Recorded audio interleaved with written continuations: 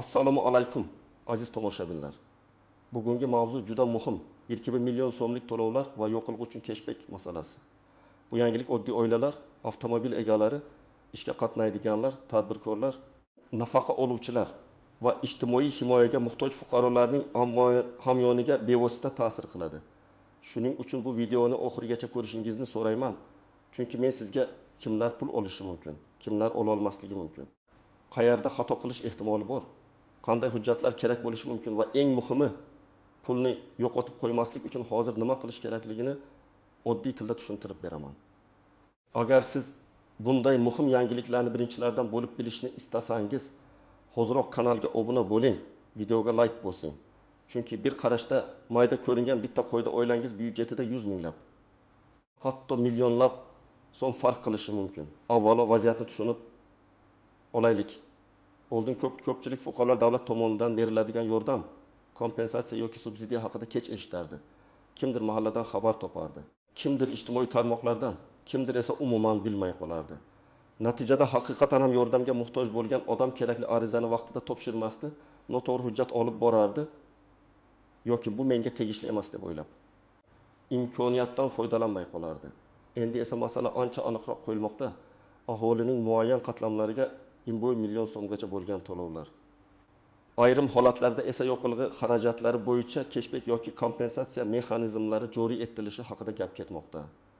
Bu nimani anglatadi? Bu shuni anglatadiki, davlat ayrim xarajatlarni to'liq bo'lmasa ham qisman qoplashga, ayniqsa narxlar o'zgarishi, transport xarajatlari, yo'qilg'i qimmatlashishi yoki ijtimoiy bosim kuchaygan davrda odamlarga yengillik berishga urinmoqda. Lekin eng muhim joyi shundaki, bunday to'lovlar odatda hammaga bir xil tarqatilmaydi. Ko'pincha aniq mezon bo'ladi. Daromad darajasi, oiladagi a'zolar soni, ijtimoiy reyestrda turishi, avtomobilga egalik, soliq yoki bank ma'lumotlari, yashash hududi, kasb turi yoki boshqa shartlar. Shuning uchun hamma 1 million so'm olarkan degan gapni eshitgan zahoti ishonib ketish xato. Men sizga aynan shu nozik jihatlarni tushuntiraman. Oldingi tizimda yordam olish jarayoni ko'p hollarda qo'lda tekshirishga bog'liq edi. Masalan, fuqaro mahallaga borardi, ariza yozardi, komissiya kelib yashash sharoitini ko'rardi, keyin hujjatlar tuman idoralariga ketardi. Ba'zida jarayon cho'zilardi, ba'zida odam hujjatlarni to'liq topshirmagani uchun rad javobi olardi. Ayrim hollarda esa kimdir haqiqatan muhtoj bo'lmasa ham tizimdagi bo'shliqlardan foydalanishga harakat qilardi. Hozirgi yondashuv esa raqamlashtirishga suyanadi. Ya'ni davlat idoralari sizning daromadingizni, ish joyingizni, pensiya yoki nafaqa olishingizni, soliq to'lovlaringizni, avtomobilingiz bor yo'qligini, oilangiz tarkibini turli bazalar orqali ko'rishi mumkin. Bu yaxshi tomoni shundaki, agar ma'lumotlar to'g'ri bo'lsa, odam ortiqcha eshik yurmasligi mumkin. Yomon tomoni esa shundaki, bazadagi bitta xato sizni to'lovdan mahrum qilishi mumkin. Masalan, siz aslida ishsiz, lekin eski ish joyingiz sizni bazadan chiqarmagan bo'lsa, tizim sizni daromadli deb ko'rsatishi mumkin. Yoki sizning oilangizda nogironligi bo'lgan bola bor, lekin hujjatlar elektron bazada yangilanmagan bo'lsa, qo'shimcha imtiyoz hisobga olinmasligi mumkin. Yana bir misol, avtomobil sizning nomingizda turibdi. Lekin undan aslida farzandingiz foydalanadi yoki avtomobil yaroqsiz holatda garajda turibdi. Tizim esa oddiy ko'rinishda mulk bor deb baholashi mumkin. Shuning uchun yangi to'lovlar davrida eng katta masala faqat e'lonni eshitish emas, o'zingiz haqingizdagi ma'lumotlarni to'g'ri holatga keltirishdir. Birinchi bilishingiz kerak bo'lgan narsa 1. 5 million so'm degani har bir odamga avtomatik beradigan pul degani emas. Ko'pincha bu maksimal miqdor bo'ladi. Kimdir to'liq 1 million olishi mumkin. Kimdir 900 ming, kimdir 500 ming, kimdir esa umuman mos kelmasligi mumkin. Miqdor oilaning daromadi, xarajat turi, subsidiya yo'nalishi yoki belgilangan mezonga qarab farq qiladi. Misol uchun Toshkent viloyatida yashovchi 5 kishilik oila bor deylik. Ota vaqtinchalik ishsiz, ona uyda bolalarga qaraydi. Katta farzand maktabda, kichik farzand bog'chaga boradi. Oilada doimiy daromad faqat boboning pensiyasi bo'lishi mumkin. Bunday oilada kommunal, oziq-ovqat, transport va dori-darmon xarajatlari daromadga nisbatan og'ir tushadi. Agar to'lov ijtimoiy yordam sifatida belgilangan bo'lsa, bu oila 2 million so'mgacha yordam olishi ehtimoli yuqoriroq bo'ladi. Lekin buning uchun ular ijtimoiy reyestrda bo'lishi, mahalla orqali yoki elektron portal orqali ariza bergan bo'lishi oilaning haqiqiy holati tasdiqlangan bo'lishi kerak. Ikkinchi misol, Andijondan Toshkentga qatnab ishlaydigan haydovchi bor. U har oy yo'qlig'iga 2 million so'm sarflaydi. Agar yo'qlig'i cashback'i mexanizmi joriy qilinsa, bu haydovchi sarflangan yo'qlig'ining ma'lum foizini qaytarib olishi mumkin. Masalan, cashback 10% bo'lsa, 2 million so'mlik yo'qlig'idan 20 ming so'm qaytadi. Agar oy davomida cheklov 300 ming so'm qilib belgilansa, u bundan ortiq olmaydi.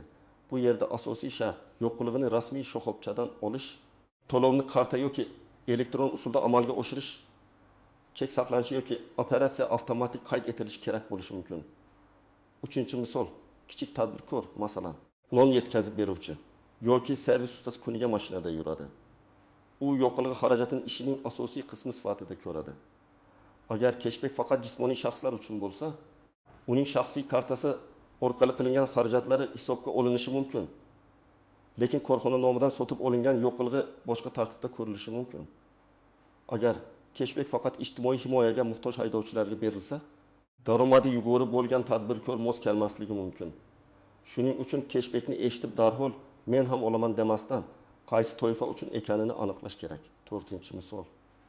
Qishloqda yashovchi o'qituvchi har kuni 20-30 kilometr yo'l bosib maktabga boradi. Uning maoshi bor, lekin transport xarajatlari ham katta. Agar dastur aynan chekka hududlardan qatnovchi ijtimoiy soha xodimlarini qo'llab-quvvatlashga qaratilgan bo'lsa, o'qituvchi, shifokor, hamshira, bog'cha tarbiyachisi kabi kasb egalari alohida ro'yxatga tushishi mumkin. Bunday holatda ish joyidan ma'lumotnoma, qatnov masofasi, transport turi va haqiqiy ish faoliyatini tasdiqlovchi hujjatlar talab qilinishi mumkin. Kimlar ko'proq e'tibor berish kerak? Birinchi navbatda kam ta'minlangan oilalar. Ijtimoiy himoya yagona reyestrida turadigan fuqarolar, nogironligi bo'lgan shaxslar, bolali oilalar, boquvchisini yo'qotganlar, vaqtinchalik ishsizlar, daromadi mavsumiy bo'lganlar, chekka hududdan ish yoki o'qishga qatnovchilar. Yo'qligi xarajati daromadiga sezilarli bosim qilayotgan haydovchilar. Aynan shu toifalar yangilikni sinchiklab kuzatishi kerak. Kimlar xavotir olmasligi yoki shoshilmasligi mumkin? Agar sizning rasmiy daromadingiz yuqori bo'lsa, oilangizda bir nechta daromad manbai bo'lsa, qimmat mulklar, bir nechta avtomobil yoki yirik biznes nomingizda bo'lsa, ijtimoiy to'lov mezonlariga mos kelmasligingiz mumkin. Bu yomon degani emas. Shunchaki yordam odatda eng muhtoj qatlamga yo'naltiriladi. Lekin yo'qlik cashback umumiy dastur sifatida belgilansa, daromaddan qat'iy nazar kartada to'lov qilgan har bir haydovchi ma'lum limit doirasida foydalanishi mumkin. Ana shu farqni bilish juda muhim. Endi eng muhim nuqtalarga o'tamiz. Birinchi xato norasmiy xabarlarga ishonish. Telegram guruhlarida pasport yuboring, invoy million tushirib beramiz, karta raqamingizni yozing, cashback ulab beramiz degan xabarlar chiqishi mumkin. Men sizni qat'iy ogohlantiraman, hech qachon pasport rasmingizni, karta ma'lumotlaringizni, SMS kodni, bank ilovasidagi parolni begonalarga yubormang. Davlat to'lov uchun sizdan karta PIN kodi yoki SMS tasdiqlash kodi so'ralmaydi. Agar kimdir shuni so'rasa, bu firibgarlik bo'lishi ehtimoli juda yuqori. Ikkinchi nozik jihat propiska va yashash joyi. Ba'zi yordamlar yashash manzili bo'yicha belgilanadi. Siz Toshkentda ishlaysiz, lekin doimiy ro'yxatingiz Surxondaryoda bo'lsa, azal qayerda ko'rib chiqilishi kerak? Bu tartibga bog'liq. Ayrim hollarda doimiy ro'yxatga qaraladi. Ayrim hollarda haqiqiy yashash joyi va vaqtinchalik ro'yxat ham inobatga olinadi. Shuning uchun manzil ma'lumotlaringizni tekshirib qo'ying. Ayniqsa ijarada yashayotganlar, talabalar, mavsumiy ishchilar bunga e'tiborli bo'lishi kerak. Uchinchi nozik jihat avtomobil kimning nomida? Yo'qlik cashback avtomobil egasiga bog'lanishi mumkin.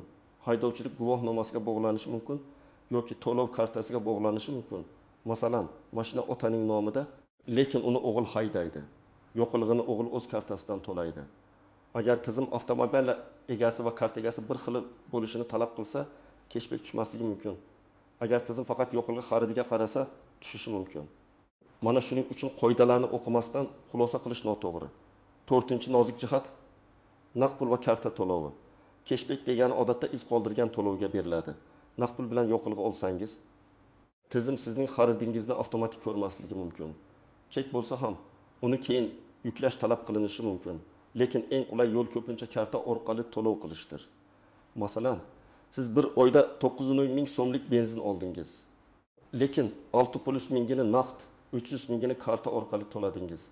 Agar cashback faqat karta operatsiyalariga berilsa, siz faqat 300 ming so'm bo'yicha qaytarim olasiz. Bu oddiy, lekin ko'pchilik e'tibor bermaydigan masala. 5-nozik jihat, limitlar. Har qanday cashbackda odatda maksimal chegara bo'ladi. Masalan, oyiga 100 ming so'mgacha, 200 ming so'mgacha yoki xarid summasining faqat ma'lum foizi. Shuning uchun men 5 million so'mlik yo'qilg'i oldim. Demak, katta pul qaytadi deb o'ylash xato. Davlat dasturlari byudjet bilan cheklangan bo'ladi. Shuning uchun har bir fuqaroga adolatli taqsimlash uchun limit qo'yiladi. 6-nozik jihat, qarzdorlik va hisob raqamlar. Ayrim to'lovlar bank kartasiga tushadi. Agar kartangiz bloklangan bo'lsa, bankda muammo bo'lsa, aliment, kredit yoki ijro hujjatlari bo'yicha cheklovlar mavjud bo'lsa, pul tushishi yoki yechilishi bilan bog'liq savollar paydo bo'lishi mumkin. Bunday holatda oldindan bankingiz bilan bog'lanib, kartangiz faolmi, hisob raqamingiz ishlayaptimi, cheklov yo'qmi, shuni aniqlab oling. 7-nozik jihat, oilaviy daromadni yashirish. Ba'zi odamlar yordam olish uchun daromadini yashirishga urinadi. Men buni tavsiya qilmayman. Chunki bugun ko'plab ma'lumotlar soliq, bank, kadastr, pensiya, bandlik bazalari orqali tekshiriladi. Agar noto'g'ri ma'lumot bersangiz, arizangiz rad etilishi, to'lov qaytarib olinishi yoki ma'muriy javobgarlik masalasi chiqishi mumkin. Eng to'g'ri yo'l haqiqiy holatni ko'rsatish, qonuniy hujjatlarni to'plash va o'z huquqingizni aniq talab qilish. Endi eng amaliy qismga o'tamiz. Birinchi qadam, rasmiy manbalarni kuzating. Prezident qarorlari, hukumat qarorlari, vazirliklar, ijtimoiy himoya milliy agentligi, moliya va iqtisodiyot organlari, mahalliy hokimliklar hamda yagona interaktiv davlat xizmatlari portali orqali e'lon qilinadigan ma'lumotlarni tekshiring. Ijtimoiy tarmoqdagi xabarni ko'rsangiz, darhol ishonmang. Avval rasmiy havolasi bormi, qaror raqami bormi, qaysi sanadan kuchga kirgani yozilganmi, shuni ko'ring. Ikkinchi qadam, hujjatlaringizni tartibga keltiring. Sizga pasport yoki ID karta, JSH shira raqami, bank kartasi ma'lumotlari, oilaviy tarkib haqida ma'lumot, farzandlar tug'ilganlik guvohnomalari, nikoh yoki ajrim hujjatlari, nogironlik guvohnomasi, pensiya yoki nafaqa hujjatlari, ishsizlik maqomi yoki bandlik markazidan ma'lumotnoma kerak bo'lishi mumkin. Agar yo'qolib cashbacki bo'lsa, haydovchilik guvohnomasi, avtomobil texnik pasporti, avtomobil kimning nomida ekanini tasdiqlovchi hujjat, yo'qolg'i xarid cheklari yoki karta operatsiyalari tarixi kerak bo'lishi mumkin. 3-qadam, mahallaga murojaat qilishdan tortinmang.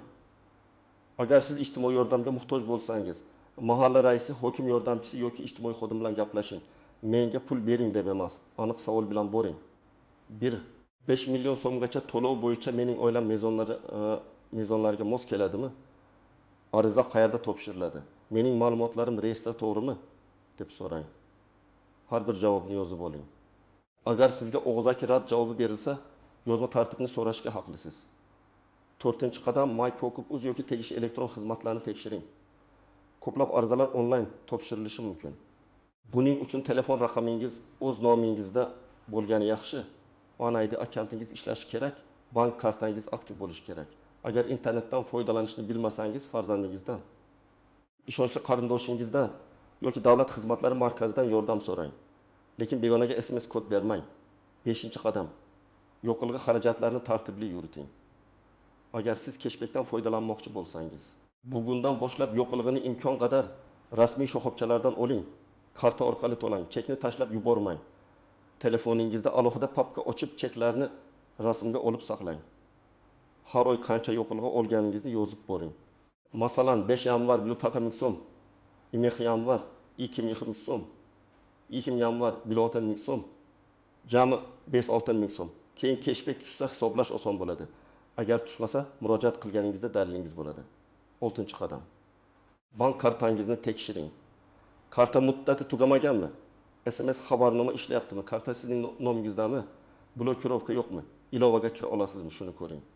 Ko'p odamlar pul tushganini bilmaydi yoki karta ishlamagani uchun muammo bo'ladi. Agar nafaqa yoki yordam boshqa kartaga tushadigan bo'lsa, aynan o'sha kartani yangilab qo'ying. 7-qadam, ariza rad etilsa, sababini biling. Sizga tegishli emas degan gap yetarli emas. Nima sababdan tegishli emas? Daromad oshib ketganmi? Oilaviy tarkib noto'g'rimi? Avtomobil yoki mulk sabab bo'ldimi? Hujjat yetishmadimi? Agar xato bazada bo'lsa, uni tuzatish mumkin. Masalan, eski ish joyi sizni hali ham xodim sifatida ko'rsatayotgan bo'lsa, ish beruvchidan rasmiy ma'lumot talab qiling. Agar oilaviy tarkib noto'g'ri bo'lsa, FHDA yoki mahalla orqali yangilang. Agar nogironlik ma'lumoti chiqmayotgan bo'lsa, tegishli tibbiy ijtimoiy ekspertiza hujjatini ko'rsating. 8-qadam muddatlarga e'tibor bering. Ayrim to'lovlar doimiy emas, bir martalik bo'ladi. Masalan, arizalar bir oy davomida qabul qilinishi mumkin, keyin yopiladi. Cashback esa ma'lum sanadan keyingi xaridlarga berilishi mumkin.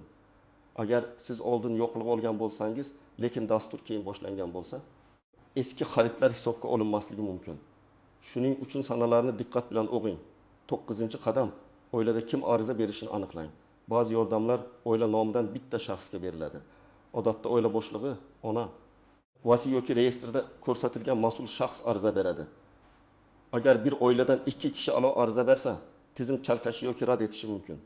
Masalan, ham xotin ham bir xil to'lovga ariza topshirsa, bu takroriy ariza bo'lib ko'rinishi mumkin. Avval oilada kelishib oling. 10-qadam firibgarlikdan himoyalaning. Pulni tezlashtirib beraman, ro'yxatga kiritib qo'yaman. Oldindan 1000 so'm tashlang degan takliflardan uzoq turing. Davlat to'lovi uchun pora yoki xizmat haqi so'rash noqonuniy. Agar shunday holatga duch kelsangiz, tegishli ishonch telefonlariga yoki huquqni muhofaza qiluvchi organlarga murojaat qiling. Eng muhimi, o'zingizni aybdor his qilmang. Siz yordam so'rayotgan bo'lsangiz, bu sizning qonuniy huquqingiz bo'lishi mumkin. Endi bir o'z kengroq qaraylik. 1 million so'm bir oila uchun nimani anglatadi? Masalan, bu bir oziq ovqat xarajatining muhim qismini qoplashi mumkin. Kichik shaharda yashovchi oila uchun bu un, yog', guruh, makaron, go'shtning ma'lum qismi. Bolalar uchun maktab anjomlari yoki qishki kiyimga yordam bo'ladi. Dori-darmon xarajati bor oilalar uchun esa bu juda katta yengillik. Ayniqsa surunkali kasalligi bor insonlar oyiga 300-500 ming so'mni dori uchun sarflaydi. 1 million so'm ularga bir necha oy nafas rostlash imkonini berishi mumkin. Yo'qligi cashback esa boshqacha ishlaydi. Bu darhol katta pul bo'lib ko'rinmasligi mumkin, lekin oyma-oy hisoblasangiz seziladi.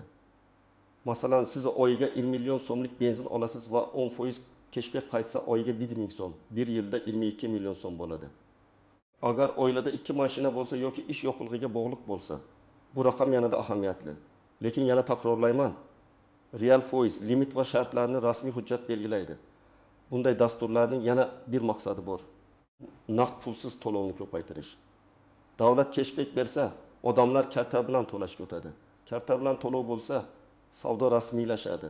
Soliq tushumi aniqroq bo'ladi. Yo'qligi shoxobchalaridagi yashirin aylanma kamayadi.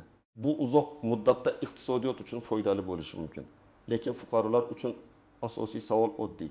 Men qonuniy xarid qilsam menga qancha qaytadi va qachon qaytadi? Ana shu savolga javobni rasmiy tartibdan izlash kerak. Aziz tomoshabinlar, bugungi mavzuning mohiyati shuki, 1,1 million so'mlik to'lovlar va yo'qligi cashback haqidagi yangiliklar ko'pchilik uchun real yordam bo'lishi mumkin. Lekin bu yordamdan foydalanish uchun shartlarni to'g'ri tushunish, hujjatlarni tayyorlash, rasmiy manbalarni kuzatish va firibgarlardan ehtiyot bo'lish kerak. Eng katta xato hamma oladi deb ishonish yoki aksincha baribir menga tegmaydi deb qo'l siltash. To'g'ri yo'l o'z holatingizni tekshirish. Ariza tartibini bilish va huquqingiz bo'lsa, uni talab qilish. Agar sizning oilangizda daromad kam bo'lsa, ijtimoiy yordamga muhtojlik bo'lsa, yo'qligi xarajatlari sizga og'irlik qilayotgan bo'lsa, bugunoq hujjatlaringizni tartibga keltiring. Mahalla yoki davlat xizmatlari markazidan ma'lumot oling, bank kartangiz va elektron akkauntingizni tekshiring. Agar siz haydovchi bo'lsangiz, yo'qligi xaridlarini rasmiy va izchil yuriting. Siz bu to'lovlar haqida nima deb o'ylaysiz? 1 million so'm oilalarga yetarli yordam bo'ladimi? Yo'qlik cashback haqiqatan ham haydovchilarga yengillik beradimi? Fikringizni izohlarda yozib qoldiring. Videoga like bosing, kanalga obuna bo'ling va yaqinlaringizga ham ulashing. Chunki bu ma'lumot kimningdir oilaviy byudjetiga bevosita yordam berishi mumkin.